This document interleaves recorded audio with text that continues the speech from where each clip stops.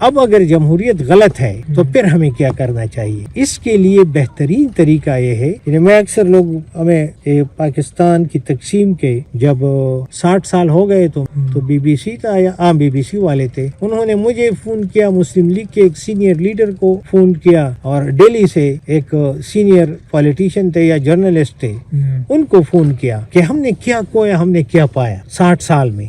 تو باقی باتیں تو میں اس پہ یہاں بات نہیں کرتا، لیکن جو امپورٹنٹ بات ہے، میں نے کہا جو سب سے بڑا نقصان ہم نے کیا، ہم نے 1 ارب آبادی میں 60 سال میں ہم نے ایک لیڈر پیدا نہیں کیا جو مسئلہ کشمیر حل کر سکے۔ 60 سال میں 1 ارب آبادی میں ہم نے ایک بھی پولیٹیشین یا ایک انٹلیکچوئل پیدا نہیں کیا کہ مسئلہ کشمیر حل کر سکے۔ تو اسی طرح ہم نے اپنے 75 سالہ تاریخ میں اب بھی آپ اس قوم سے پوچھیں کہ کون اچھا لیڈر ہے تو آپ کو 2 آدمی کہیں متفق نظر نہیں آتے۔ اس کا مطلب ہے کہ ان لوگوں کی جمہوری ٹریننگ سرے سے ہے نہیں۔ تو جمہوری ٹریننگ بہت امپورٹنٹ ہے، اور ساتھ لیڈروں کا کردار بھی اہم ہے۔ یعنی ایسے معاشرے جہاں بہت سی برائیاں جرم کے زمرے میں نہیں آتی، فار ایگزامپل پبلکلی شراب نوشی، یہ ان میں جرم نہیں ہے۔ کسی گرل فرینڈ کو رکھنا مغربی معاشرے میں جرم نہیں ہے، یہ عام ایک بات، لیکن قومی نمائندہ جو ہو وہ یہ نہیں کر سکتا۔ وہ اخلاقی لحاظ سے اتنا بہتر ہوگا کہ اس کو کوئی نشانہ نہ بنائے، کہ وہ نظر نہ آئے کہ یہ کام جو ہے یہ کیا کہتے ہیں آبجیکشنیبل کر رہا ہے۔ تو لیڈر کی کردار کو جو ہے اس پہ توجہ دینی چاہیے۔ اور ایک اہم بات میں آپ کو بتاتا ہوں کہ ہم نے کبھی لیڈر بنایا ہے؟ یہ تو باہر سے بندہ آیا ہے اور اس نے ہمیں کہا ہے کہ میں تمہارا لیڈر ہوں۔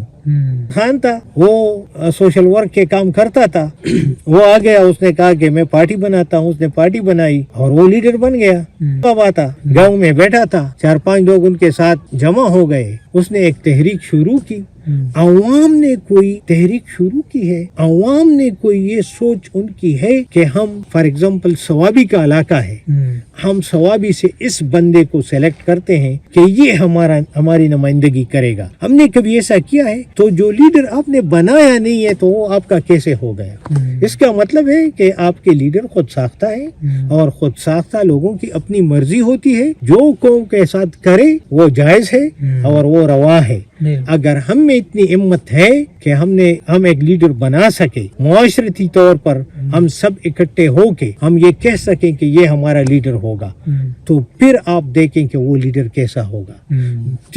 اب اس کے بعد جو اہم بات یہ ہے کہ فار ایگزامپل میں آپ کا لیڈر بن گیا، تو پہلے تو جو انصاف کے دشمن ہے وہ میرے دشمن ہوں گے، تو ان سے مجھے کون بچائے گا؟ جو کرپشن کرتے ہیں وہ میرے دشمن ہوں گے، تو ان سے مجھے کون بچائے گا؟ اسی طرح جو بھی خیر کا کام میں کروں گا تو جتنی شرارت کی عناصر ہیں ہمارے معاشرے میں تو ان کو کون مجھے بچائے گا؟ اس کا مطلب کیا ہے؟ جو لیڈر، قوم جس لیڈر کو بناتی ہے وہ ان کی حفاظت بھی کرتی ہے۔ تو اگر میں بہادر ہوں، میں تکڑا ہوں، میں آگے جا سکتا ہوں، تو میں اس قوم کے زور سے جاؤں گا۔ اگر میں اپنی مرضی سے لیڈر بنوں گا تو میں قوم سے بھی اپنے آپ کو بچاؤں گا، اور گھر کے گرد میرے لمبے لمبے ٹال دیوار بھی ہوں گے، اس پہ کانٹے تار اور یہ چیزیں بھی لگی ہوں گی، 3-4 چوکیدار بھی ہوں گے، تو میں اپنے آپ کو قید کروں گا۔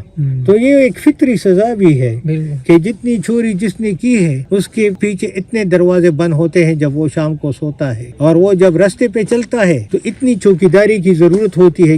اس نے تو قوم سے مال لوٹا ہے تو وہ تو اپنے آپ کو لیڈر کہتا ہے، لیکن جب اتنی بندوقوں میں اور اتنی حصاروں میں اور اتنی حفاظتوں میں کوئی بندہ جاتا ہے تو شریف آدمی تو اس میں نہیں جا سکتا نا، اس کا مطلب ہے کہ وہ مجرم ہے۔ تو یہ ہمیں قبضہ کیا گیا ہے، یہ قبضہ گر گروپ ہیں جو ہمارے لیڈر بنے ہوئے ہیں۔ اگر عوام نے ایک لیڈر بنایا تو آپ دیکھیں کہ وہ کس طرح ہوگا۔ اس پہ میرا ایک شعر ہے، پشتو کا شعر ہے، میں ترجمہ آپ کو کہہ دوں گا کہ باچا غوی چھ لخکر پخپل سوری ساتھی، آغا غلامی چھ ساتھی زان دے لخکر پسوری۔ لشکر کے زور سے حکومتیں کر رہے ہیں، ان کے زور سے وہ جی رہے ہیں، اپنی حفاظت کر رہے ہیں، تو وہ غلام ہو گیا۔ بادشاہ وہ ہوتا ہے جو جن کے سائے میں لشکر ہوتے ہیں، جس کے سائے میں اقوام ہوتے ہیں. جو لشکر کے سائے میں رہتے ہیں وہ غلام کہلا سکتے ہیں، بادشاہ نہیں کہلا سکتے. تو انسان کو جس طرح قرآن ہے اور سارے جو بڑے بڑے فلاسفر ہیں انسانی تاریخ کے، انہوں نے یہی بات کہی ہے کہ عوام میں یہ سوچ بڑھنی چاہیے کہ وہ خود اخلاقی لحاظ سے اور انصاف کے لحاظ سے ایک ایسا رستہ اپنائیں کہ وہ باقی ذی روحوں کے لیے بھی، جب انسان کو اللہ تعالیٰ نے خلیفہ بنایا ہے کائنات کا، تو ذی روحوں کی پرورش، ان کی نگہداشت بھی ان کی ذمہ داری ہے، صرف انسانوں کی نہیں. تو حضرت عمر فاروق کی مثال ہے نا، دریائے فرات کے کنارے اگر کتا بھی بھوک سے مرے گا تو وہ کہتے ہیں کہ وہ مجھ سے پوچھا جائے گا قیامت کے دن. تو انسان پہ، مجھ پہ اور آپ پہ بھی یہ ذمہ داری ہے کہ اس دنیا میں، اس کائنات میں ظلم کیوں ہو رہا ہے، وہ انسانوں کے ساتھ ہو، وہ جانوروں کے ساتھ ہو. تو اگر ہم یہی اخلاقی معیار بنائیں تو ہم کبھی اپنی ذاتی اغراض کے لیے ووٹ نہیں دیں گے، ہم اپنا ووٹ نہیں بیچیں گے، ایک نااہل بندے کو ہم اپنی کرسیاں نہیں دیں گے.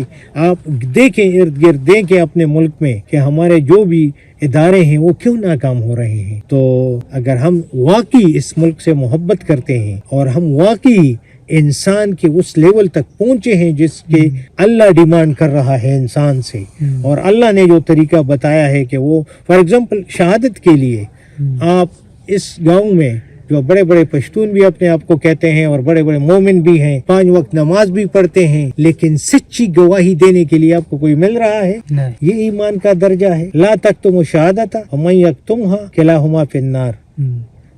گواہی کو آپ نہ چھپائیں، اور جو اسے چھپاتا ہے وہ دائمی طور پر آگ میں ہوگا، دوزخ میں ہوگا. تو آپ گواہ پیدا کر سکتے ہیں. تو یہ کس لیول کی پشتونیت ہو گئی، یہ کس لیول کی مسلمانی ہو گئی. تو اس کے لیے اگر ہم چاہتے ہیں کہ ہمارا ملک بنے، ہمارے رستے محفوظ ہوں، ہمارے حقوق محفوظ ہوں، ہمارے ادارے جو ہیں وہ اپنا صحیح کام کریں، تو یہ ہم سب کی ذمہ داری ہے کہ ایسے لوگوں کو ہم آگے بھیجیں جو اخلاقی لحاظ سے، جو علمی لحاظ سے، انٹلیکچولی، مارلی ایسے لوگ ہوں کہ ہمیں بھی وہ منع کر سکے، اپنے بچوں کو بھی منع کر سکیں، اور اس ملک کو ایسے خطوط پہ استوار کریں کہ آئندہ کوئی چور، کوئی ڈاکو الیکشن لڑنے کے بھی قابل نہ رہے.